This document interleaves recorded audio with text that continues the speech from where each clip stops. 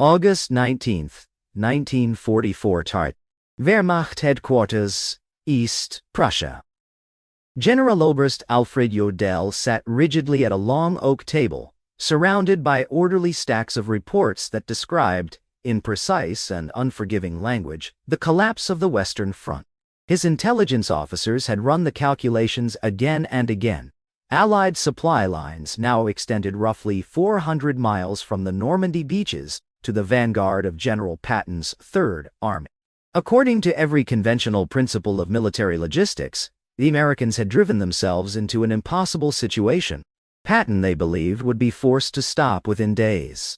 Perhaps sooner. No mechanized force in history had ever maintained such pace without reaching the limits of fuel and supply. Inside the Wolfschanz, Hitler's fortified command complex, Jodl reviewed the situation with a mixture of confidence and old, hard-learned lessons. He knew, just as every seasoned German commander did, that an armored division in forward motion consumed fuel at a catastrophic rate. Roughly 150 gallons per day disappeared into engines when tanks were advancing. And now the Americans were operating nearly 400 miles beyond their supply bases. The numbers looked merciless. Patton's Third Army, so quick and aggressive, would inevitably grind to a halt. And once it did, the Wehrmacht could construct a defensive line along the Seine, perhaps stabilize the front, maybe even hold until winter. What Jodl could not see, what none of the German staff could imagine, was that a mere 125 miles away, almost 6,000 American trucks were already rumbling eastward in an unending parade. Headlights blazed across the night in defiance of blackout rules, each vehicle loaded with mountains of ammunition, fuel, medical supplies, and rations. Nearly 1,500 tons of supplies moved every 24 hours. The Red Ball Express, an operation so bold and unconventional that German doctrine never conceived anything like it, was preparing to obliterate every assumption the Wehrmacht held about mechanized warfare. In 72 hours, Patton's immobilized tanks would smash through German positions along the Seine. Within a week, Paris would be free. Within a month, American units would reach Germany's frontier. The German High Command was about to learn that America's true battlefield supremacy did not lie in tanks or aircraft, but in logistics, delivered by 23 Zero truck drivers, 3/4 of them African-American soldiers, who operated the most efficient supply chain the world had ever seen. German analysts had placed their faith in experience. Blitzkrieg itself was a logistics gamble. Move so fast the enemy collapses before supply constraints catch up. The Wehrmacht had refined that philosophy in Poland, France, and early Russia, but they also knew the harsh limits of mechanized warfare.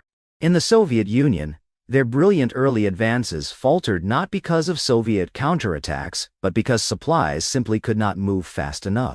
Russian roads mangled German trucks. Horse-drawn wagons, still making up about 80% of German transport, could not match the pace of tanks. Railways used a different gauge, leaving supplies stacked uselessly far behind the front.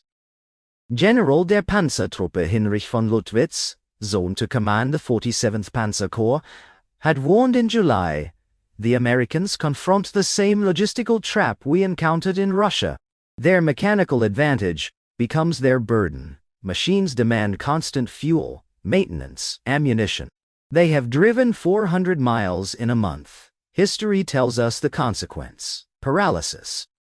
German intelligence tracked American fuel consumption obsessively. A Sherman tank burned fuel at an unforgiving half-mile per gallon on roads. Off-road, consumption was even worse. An infantry division needed around 700 tons of supplies every day. An armored division required nearer 10 tons. Patton commanded 12 divisions, spread across 60 miles of frontage.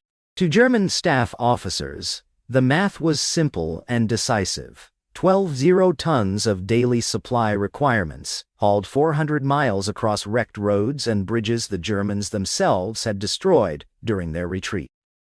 On August 20th, Generalmajor Siegfried Westphal, soon to serve as Chief of Staff to Field Marshal von Rundstedt, wrote a confident assessment. Even if we assume the Americans possess endless trucks, which they do not, and flawless roads, which they do not, and no mechanical breakdowns, which is fantasy, they cannot maintain Patton's advance for more than 48 hours. Physics does not bend, even for American industry. But 2:00 p.m., August 25, 1944, inside a seized French chateau near Le Mans, Lieutenant Colonel Laurent Ayres stood before a crowded room of skeptical U.S. officers and delivered instructions so radical they seemed reckless. Patton's Third Army was devouring supplies faster than any force in history. Traditional logistics had collapsed. Ayres declared, "Gentlemen, we're building a one-direction highway from Cherbourg straight to the front. Every truck runs 20 hours out of 24. No stopping, except to refuel or fix emergencies. 12,500 tons a day minimum." The term Red Ball came from express railroad cargo, shipments so urgent they received absolute priority. This new truck operation would follow the same rule. Nothing outran ball traffic. The plan ignored every tenet of German logistics. Two parallel roads became dedicated one-way arteries, one for loaded trucks heading east, one for empties heading west. The system would run non-stop, headlights blazing through the night. No idling, no delays, no routine stops. Convoys left every 5 minutes, with enforced speeds around 35 mph. Mobile repair crews waited every 50 miles. Military police pulled out any truck too slow to keep pace. Colonel Charles Thrasher, commanding ADSEC's forward elements, reviewed the numbers. 140 truck companies. At least 958 operational trucks. 90% availability. It violates every logistics rule ever printed, Thrasher said. Yet within 36 hours, it was reality. On August 26, truckers of the 3,916th Quartermaster Truck Company climbed into their GMC CKW Deuce and a half trucks loaded with 105 mm artillery shells, bound for Patton's guns near Melun. To German racial theorists, the Red Ball Express would have been incomprehensible. Of its 23 drivers, around 75% were African American, men serving in a segregated army, denied equal rights at home, yet now powering the most famous white general's lightning advance. Almost instantly, they forged their own culture. Trucks bore hand-painted slogans. Patton's Blood Bank, Hitler, Here We Come, Detroit Berlin Express. Slow vehicles yielded immediately. Wrecks were shoved into ditches. Any truck under 20 mph became an obstacle to remove, not repair. By August 28, German scouts watching from ridge lines radioed reports that contradicted everything they had ever learned. Continuous stream of vehicles, headlights visible for 20 kilometers. No spacing, no blackout discipline, nearly 1,000 vehicles per hour. Americans disregard every military precaution. To Germans, who worship doctrine, this was madness. Headlights invited air attacks. Close spacing meant one crash could halt a column. But the Americans moved as if invulnerable. Generalleutnant Edgar Feuchtinger of the 21st Panzer Division personally observed the Red Ball Express and reported, "This is not logistics as we understand it. It is mass production applied to warfare." American logistics followed a different philosophy. Concealment replaced with sheer scale. Conservation replaced with redundancy. Procedure replaced with improvisation.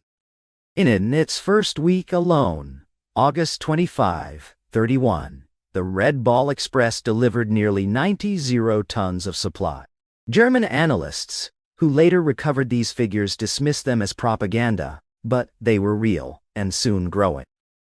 Convoys departed every 5 minutes. Each convoy averaged 67 vehicles. Standard load, 5 tons, often more. One-way travel, 14 hours. Turnaround, 2 hours. Nearly 5. 0 trucks moved simultaneously at any given moment. Breakdowns, around 1,800 per day. Repair teams triaged vehicles, 15 minutes to fix or get pushed aside.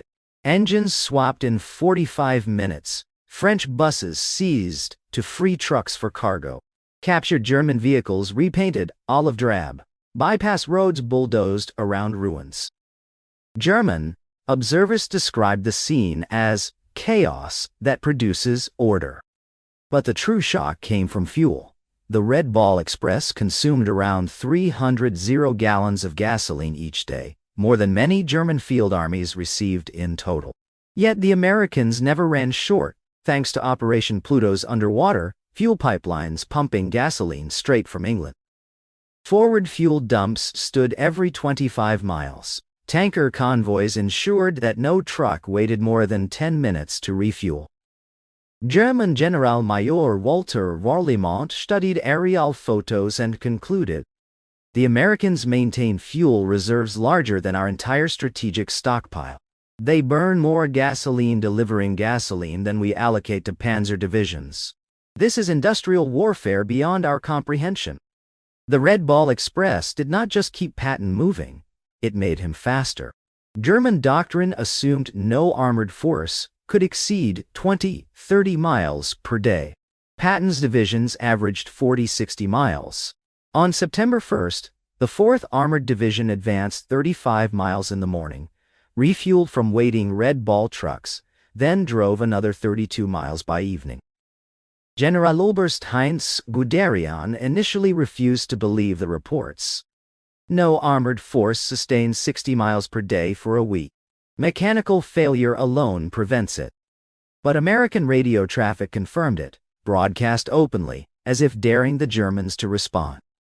By September 5th, German intelligence presented full analyses. Everything the Wehrmacht believed about American limitations was wrong. Reports noted, Americans discarded vehicles freely. Drivers pushed on stimulants. No camouflage discipline. Daily mechanical failure rates up to 30%. Fuel consumption, unimaginable in Europe. Field Marshal model, summarized. We face not a superior army, but a superior civilization. Drivers paid a cost Germans could not see. Hallucinations from exhaustion, fatal accidents, trucks overturning on ruined roads. 300 drivers died, yet morale stayed high. These mostly African-American men knew they were disproving Hitler with every mile. Captured German Colonel Hans Funk later admitted, "We knew we were defeated when we understood your supply. You break every rule, waste fuel, abandon trucks, exhaust men, yet succeed by volume. You have industrialized war." For many German soldiers on the front lines, the psychological impact of the Red Ball Express was far more devastating than any artillery barrage.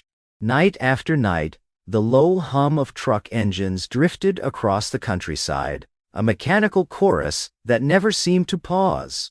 To men running short on ammunition, some down to only 3 bullets per rifle, the endless drone of American supply convoys carrying millions of rounds was a tormenting reminder of how deeply the scales had tipped.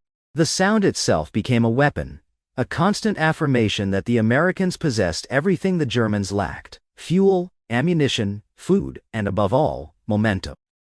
Meanwhile, the trucks that fascinated and demoralized German engineers were themselves impressive symbols of American industrial strength. The GMC CTW 2-ton truck, the ubiquitous Deuce and a Half, formed the backbone of the Red Ball Express. By the end of the war, General Motors had built more than 500,000 of them. That number exceeded the entire German inventory of military trucks of all types, combined. Their engineering incorporated innovations that German designers either lacked the capacity to mass produce or hadn't prioritized.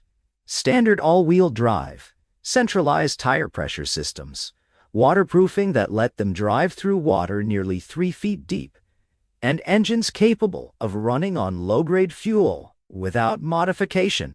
Even the heaters functioned reliably, something many German truck crews would have envied bitterly during the brutal winter months. What astonished German observers even more was the American approach to maintenance. Where German mechanics meticulously rebuilt engines to preserve scarce equipment, American units simply replaced them entirely. Where the Germans rationed spare parts to eke out every possible mile, American supply officers wrote off whole trucks for relatively small issues. Instead of relying on a small elite cadre of mechanics, the U.S. Army trained thousands of competent repairmen, each capable of handling the majority of mechanical tasks. This philosophy, high redundancy over conservation, was alien to the German mindset, yet it proved enormously effective. As the Allied front line surged eastward, the Red Ball Express evolved at a pace that overwhelmed German planners. Used to crafting supply operations that required weeks of analysis and approval, they watched in disbelief as the Americans reorganized entire logistical systems overnight. When the original route toward Chartres became clogged, new feeder routes appeared almost instantly. The White Ball Express linked Rouen to Paris. The Green Diamond route connected Cherbourg to key rail transfer hubs. The Red Lion line tied Bayeux to Brussels. The ABC route, Antwerp, Brussels, Charleroi, sprang into existence within 48 hours. German officers, chained by rigid hierarchical procedures, simply could not comprehend how the Americans built and adapted so quickly. The heavy presence of African American drivers in the Red Ball Express caused even greater ideological confusion for the Nazis. Their racial theories insisted that black soldiers lacked technical ability, initiative, or discipline. Yet here were thousands of African American truck drivers running the most complex, high-pressure logistics operation of the entire Western Front, performing tasks and making decisions that German doctrine reserved for senior officers. The drivers themselves were aware of the irony. They knew what Nazi propaganda claimed about them. They also knew that every successful run carved another crack into Hitler's racial delusions. German POWs forced to help load Red Ball trucks often found their worldview dismantled piece by piece. They watched African American sergeants calculate weight distribution faster than their own engineers. They listened to them speak fluent English. They received fair treatment from men who, according to Nazi ideology, were supposedly incapable of such behavior. These encounters left many prisoners shaken, not because of brutality, but because of decency and competence. The Red Ball Express demanded infrastructure that German engineers had declared impossible to construct under combat conditions. Yet American engineer battalions rebuilt or reinforced dozens of bridges, erected maintenance stations, established fuel depots, and even created temporary driver camps to support the operation. All of this happened while convoys thundered around them. The destroyed bridge at Mantes, which German calculations claimed would take 6 weeks to replace, was rebuilt in roughly 14 hours. While that work took place, Red Ball trucks simply detoured along freshly bulldozed bypass roads. To German engineering officers, the speed and improvisation bordered on magical. One statistic in particular horrified German artillery officers: American ammunition expenditure. U.S. artillery units fired without restriction, a luxury German batteries hadn't enjoyed in years. During the siege of Metz in September 1944, Tredick's Corps artillery unleashed 100 rounds in a single day. The Red Ball Express delivered every shell needed to maintain that pace, plus an additional reserve. German gunners defending Metz were rationed to roughly 50 rounds per day. The discrepancy was devastating. German officers attempted to calculate how many truckloads were required to sustain the American bombardment. Their estimates ran to 50 truckloads per hour, and yet the Red Ball kept coming. But the operation came at an enormous mechanical and human cost. By late September, attrition on the truck fleet reached shocking proportions. The average lifespan of a Red Ball truck dropped from the expected 30 miles to around 10. Roughly 30% of all vehicles were deadlined on any given day, awaiting repairs or parts. Mechanics swapped out approximately 500 engines and burned through nearly 10 tires per week. Over 50 trucks were eventually lost, abandoned, or cannibalized. Despite this massive wastage, the system did not slow. American factories had anticipated high losses and shipped hundreds of replacement trucks to France every week. Replacement drivers received 2 days of training before being thrown into the convoys. German analysts later realized with dismay that the Americans were losing more trucks in a week than the Wehrmacht maintained in all of France, yet U.S. transport capability increased rather than diminished. French civilians who had endured years of German occupation witnessed a spectacle that felt almost unreal. After years of scarcity, ration books, and confiscations, they now watched endless lines of American trucks carrying unimaginable quantities of food, fuel, and supplies. African American truck drivers became beloved figures along the route, often sharing their rations, chocolate, coffee, cigarettes, soap, with local children. German soldiers had punished civilians for stealing crumbs. American drivers handed out whole chocolate bars. German intelligence reports described a dramatic shift. French civilians now viewed Allied victory as inevitable.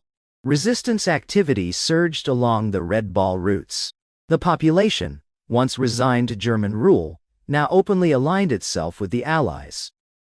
In early September 1944, the Red Ball Express faced its greatest crisis. Patton's Third Army had outpaced even the extraordinary supply system supporting it. Round-trip distances surpassed 700 miles. Drivers collapsed from exhaustion. Vehicles broke down faster than they could be repaired. German intelligence gleefully reported that convoy intervals had widened from 5 to 15 minutes, potential proof, they believed, that the American logistical system was finally cracking. But the Americans responded with characteristic speed. In just 72 hours, they reorganized the entire network, establishing intermediate depots, implementing rotating driver schedules, creating forward repair stations, doubling the number of trucks, and reducing individual route length. By September 12th, just days after showing signs of strain, the Red Ball Express increased its daily tonnage. The impending collapse German commanders had prayed for simply evaporated. To supplement ground operations, American planners began large-scale aerial resupply. C-47 transport planes delivered critical cargo directly to the front. On September 16th, German observers counted roughly 900 flights, delivering an additional 700 tons in one day. At Stalingrad, the Luftwaffe had nearly destroyed itself, attempting to deliver a mere 300 tons per day. The Americans treated air transport almost casually, as another link in their supply machine. The Wehrmacht had no counter for such industrial firepower. American command structure baffled German analysts. In the Wehrmacht's rigid hierarchy, only high-ranking officers made operational decisions. Yet the Red Ball Express functioned through decentralized authority. Sergeants made choices that would have required colonels' approval in German units. Lieutenants coordinated operations larger than German regiments. This flexibility, which should have produced chaos, instead resulted in speed and initiative that the Germans could not match. Their system, built on discipline and precision, simply could not keep up with American improvisation. By October 1944, railroads began replacing truck convoys as the primary supply method. The Red Ball Express, originally planned to last 10 days, had operated for 82. In that time, it delivered 412 tons of supplies and traveled 122 million ton-miles. For the Wehrmacht, the operation was not merely a logistical embarrassment, it was a strategic catastrophe. Captured German commanders openly admitted the truth. Field Marshal Model wrote, "It was not primarily American weapons that defeated us. It was American logistics." American railroad engineers rebuilt over 10 miles of destroyed track while the Red Ball still operated. They repaired rail lines faster than German sappers could destroy them. They even used captured German locomotives to speed construction. The German staff later realized that when they had estimated America's capacity, they had multiplied the best European performance by 3. In reality, they had underestimated American capabilities tenfold. Beyond the numbers, the Red Ball Express broke something deeper inside the Wehrmacht: its belief in its own superiority. German officers who mocked Americans as lazy or soft now confronted the truth. Ordinary American truck drivers outperformed elite German units. Men denied equality in their own country delivered feats the Wehrmacht had declared impossible. Paolios stood behind barbed wire watching convoy after convoy thunder past, understanding that the trucks symbolized their defeat. Some wept openly. Those engines carried not just supplies, they carried the collapse of everything the Reich believed about itself. Within the American High Command, the Red Ball Express forced a reckoning that could not be ignored. General Eisenhower himself visited the operation in September 1944, observing the endless streams of trucks and the men, most of them African American, who kept them rolling through exhaustion, mechanical failures, and sleepless nights. His aide, Captain Harry Butcher, later recorded Eisenhower's reaction. The general stood silently, watching the drivers who had been on the road for 20 hours straight, their eyes glazed with fatigue yet unwavering in their work. Eisenhower finally murmured, "These men are winning the war as surely as any infantryman. Many things will need reconsideration after this." His words planted the seeds for the desegregation of the United States military 3 years later. Nazi racial theorists, however, found themselves in an impossible bind. Their entire ideology insisted that black soldiers were inherently inferior, incapable of technical mastery or leadership. Yet here was irrefutable evidence that African American truck drivers were performing logistical feats unmatched by any German unit. Their response was telling. They simply stopped mentioning American logistics altogether. The contradiction between their propaganda and reality was too great to reconcile, so they chose silence. In that silence lay the quiet defeat of an ideology built on lies. German military engineers, captured after the war, were ordered to analyze the Red Ball Express for Allied historical records. Their reports would later help shape global logistics doctrine. They identified several principles that contradicted German philosophy. Overwhelming volume can compensate for inefficiency. Mass redundancy erases individual points of failure. Decentralized decisions can accelerate operations. Standardized equipment multiplies capability. And human endurance, when driven by purpose, extends far beyond conventional expectation. General Franz Halder, former chief of the General Staff, summarized these insights in 1950. The Red Ball Express proved that strategy must follow logistics, not the reverse.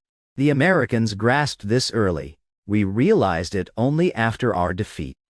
Inside the ranks of the Red Ball drivers themselves, countless stories emerged that astonished German officers.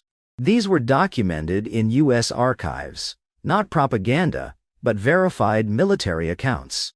Corporal John L. Houston drove almost continuously for 2 days, delivering ammunition to the 2nd Armored Division at Cambrai.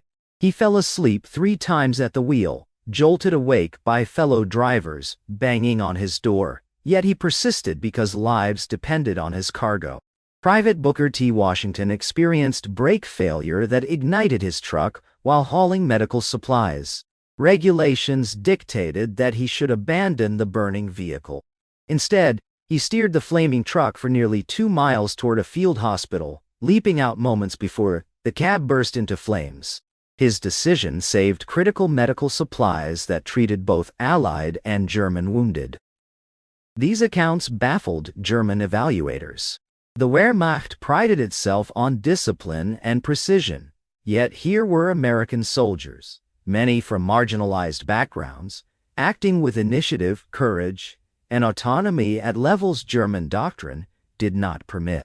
They wondered how such behavior could be produced in an army known for informality and improvisation.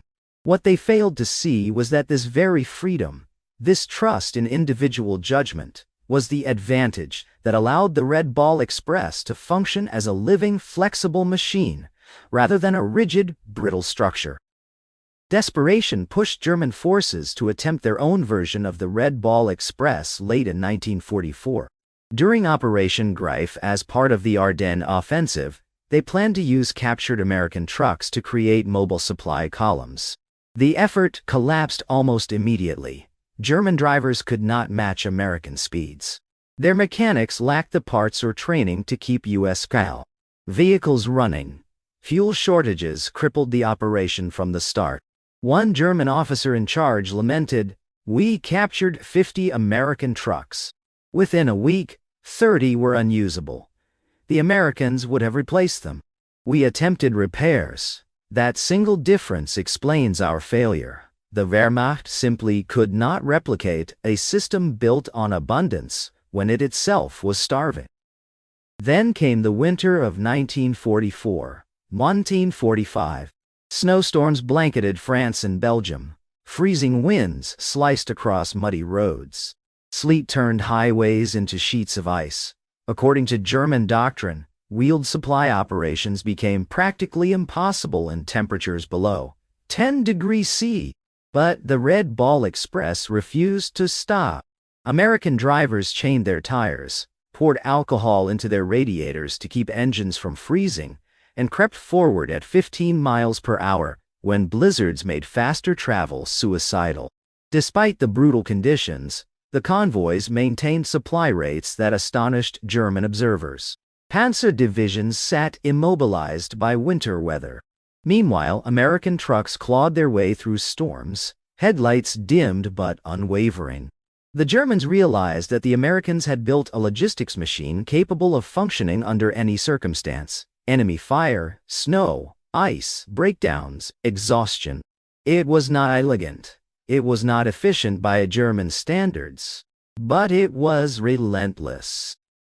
By May 1945, when German logistics officers were compelled to study Red Ball operations in detail, their reports were unanimous in their conclusions. General der Infanterie Friedrich Schulz wrote, "The Red Ball Express represents a type of warfare we did not foresee. The Americans constructed a temporary civilization, thousands of vehicles, thousands of men, millions of tons of material, existing solely to sustain armies. When its purpose ended, it vanished. We built elaborate permanent structures over years. They built superior temporary systems in days." Their admiration was tinged with humiliation, for the Red Ball Express had exposed the limits of German military thought. But the most piercing assessment came from Heinz Guderian, father of Blitzkrieg, in his post-war writings. "The Americans solved it through an excess of industrial power we dismissed as impossible. The Red Ball Express was not a supply line, but a river of energy and steel that swept away our hopes of recovery." The operation cost the United States roughly $100 million in 1944, accounting for destroyed vehicles, worn-out tires, fuel consumed, and damage to French roads. German officers were shocked by this figure. To them, such an amount bordered on insanity. Their entire army often survived on a fraction of that. But, to the American leadership, the expenditure was insignificant compared to the strategic results. Historians estimate that the Red Ball Express shortened the war by approximately 6 months. Since each additional day of war cost the U.S. government around $250 million, the operation effectively paid for itself many times over. Lieutenant General John C. H. Lee, head of logistics for the European theater, put it bluntly, we burned out 50 trucks and exhausted 23 men to break the German army in France 20. In any earlier war, such losses would be crippling. In industrial war, they are simply overhead. The effects of the Red Ball Express extended beyond the battlefield. When the war ended, thousands of its drivers returned to an America entering a new era of mobility and commerce. Many of them, drawing on the skills learned in France, night convoying, emergency repair, long-distance hauling, went on to found trucking companies or join the rapidly expanding freight industry. They helped shape the design of modern highways, influenced trucking regulations, and laid the groundwork for the logistical backbone of post-war America. Companies like Yellow Freight, Roadway, and Consolidated Freightways owe much to the expertise of Red Ball veterans. They had learned in war what would fuel prosperity in peace. Speed trumps perfection, volume conquers scarcity, and a 24-hour trucking network can move a nation. Military historians now consider the Red Ball Express one of the decisive logistical operations of the European campaign. Without it, Patton's advance would have stalled. Paris would have been liberated weeks later, if at all. German forces would have solidified winter defensive lines, prolonging the war and costing thousands more lives. Instead, the operation validated an American doctrine that emphasized logistics not as support, but as the foundation of victory. While German officers studied Clausewitz and battlefield maneuver, Americans studied assembly lines and railroad timetables. The Red Ball Express proved a hard truth. In modern warfare, logistics is not a secondary concern, it is the battlefield. On September 15, 1944, Field Marshal Gerd von Rundstedt, still the senior German commander in the West, received the full intelligence summary on the Red Ball Express. For hours he studied the reports in silence. The tone of certainty that once anchored German planning was gone. When he finally gathered his staff officers, the room sensed the shift before he even spoke. Von Rundstedt, who had weathered every major phase of the war, now addressed them with a bluntness that left no room for illusions. Gentlemen, we are facing something for which no military strategy offers an answer.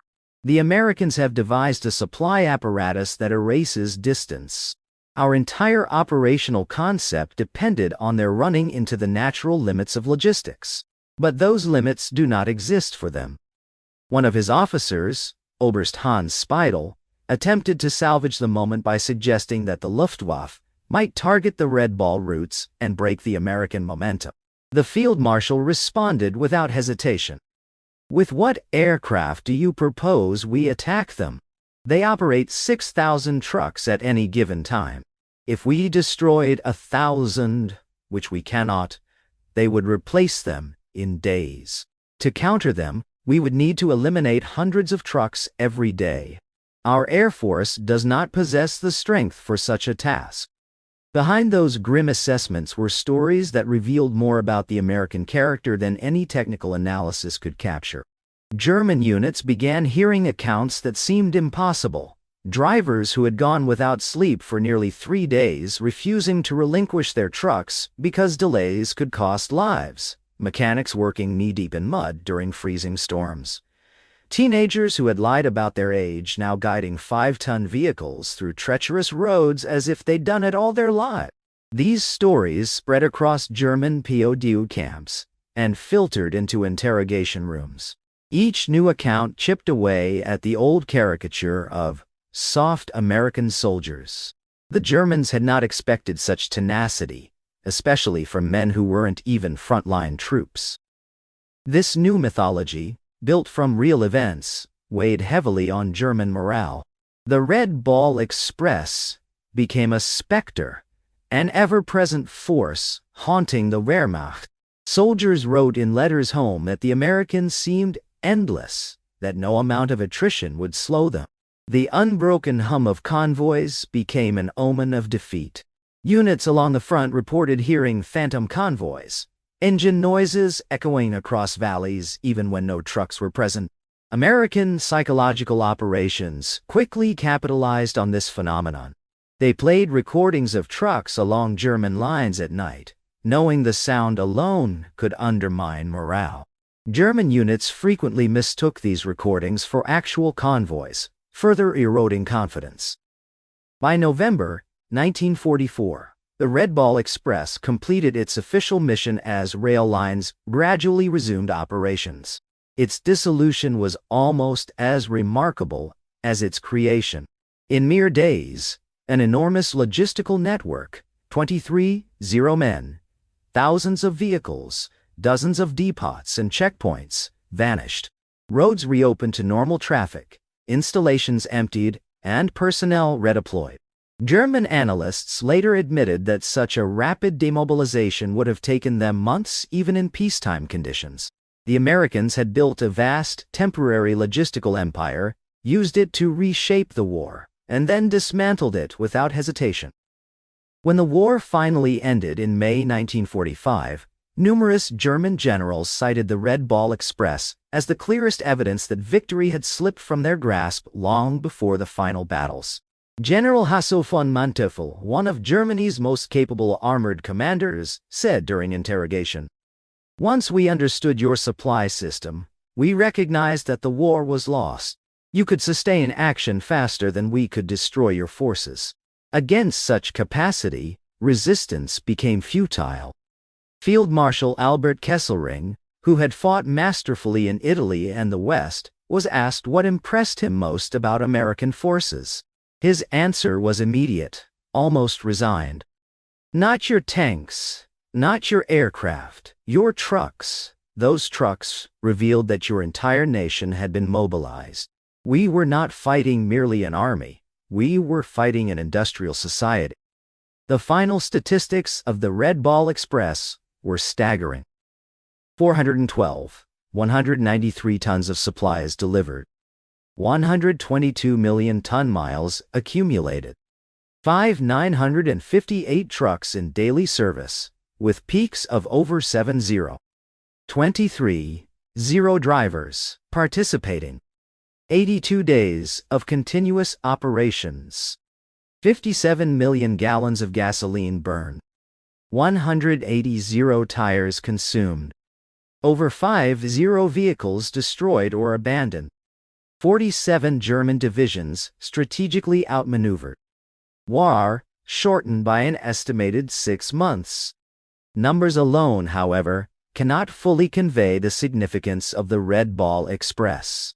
They demonstrate not just logistical strength, but the way the war itself had changed. Modern conflict was no longer decided primarily by battlefield genius or tactical brilliance. It was determined by industrial power, the capacity to move goods, the ability to sustain momentum. In this new reality, trucks became as decisive as tanks. Highways became battlegrounds. Drivers became frontline soldiers. Perhaps the most profound transformation lay in how Americans viewed their own system. The Red Ball Express shattered the idea that logistics was merely support. It became clear that logistics was the foundation, strategy built on top of it.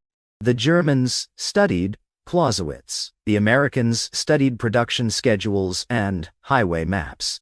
In the end, the latter proved more decisive. By the time U.S.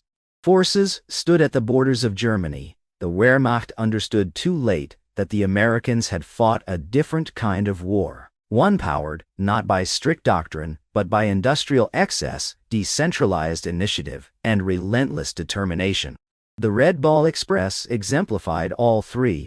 It proved that abundance could defeat expertise, that flexibility could outperform precision, and that, in a modern war, the nation with the most trucks holds the advantage. Long after the guns fell silent, the echoes of the Red Ball Express continued. Its veterans returned home with unmatched expertise in transportation and logistics. Many would become pioneers of the post-war American trucking industry, shaping freight companies, influencing interstate highway design, and laying the blueprint for modern supply chains. They carried forward lessons forged on muddy French roads, Speed matters more than elegance, volume overcomes friction, and a functioning supply line can move mountains.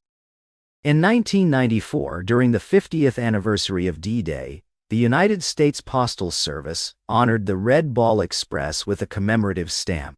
A ceremony at the National Postal Museum brought together surviving drivers, many elderly, many African American, who stood proudly as their contribution was finally recognized. They recalled the nights without sleep, the convoy stretching farther than the eye could see, the danger, the exhaustion, and the sense of purpose that had driven them onward. For years, the world had celebrated the airborne troops, the tank commanders, the infantry divisions. Now, at last, the men of the Red Ball Express received their due. Patton, in his memoirs, offered one of the most powerful tributes. The drivers of the Red Ball Express were as essential to victory as any rifleman.